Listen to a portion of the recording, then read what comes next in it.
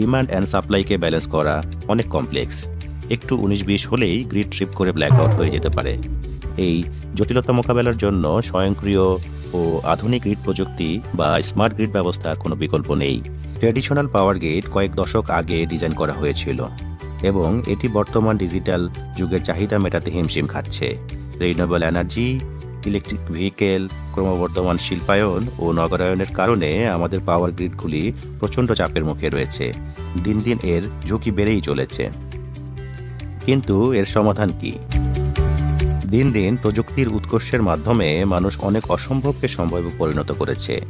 Smartphone, smart television, driverless গাড়ি, smart সিটির ধারাবাহিকতায় প্রযুক্তিগণ স্মার্ট গ্রিড উদ্ভাবন করেন।